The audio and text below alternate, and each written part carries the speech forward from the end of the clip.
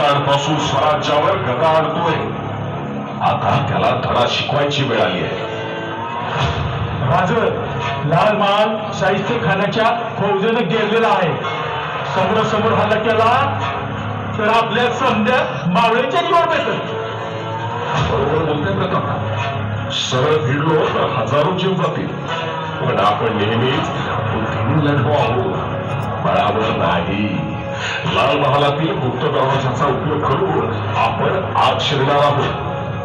राजे, रात्रीच्या अंधारात आपण वाड्यात घुसलो तर शत्रूला थाल पत्ता लागणार नाही. अचानक हल्ला झाला तर त्यांची घाबराट उडेल. अगदी बरोबर बोलला.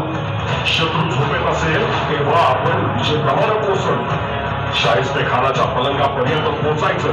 त्याचा माग मोडल्याशिवाय स्वराज्याला शांती मिळणार नाही. हीच वेळ आहे मावळी. शत्रूच्या हृदयात धडकी भरवायची. उद्या पहाटे शाहिस्ता खान पुण्यातून पळताना दिसला पाहिजे. बहिरजी, एक काम कर. लग्नासाठी पाहुणे रावळे चालले म्हणून वेशांतर करून हत्यारबंद आपले मावळे लाल महालात घुसतील. राज, अगदी तुम्ही सांगितल्यावर हुकूम मावळे हमलावर करतील.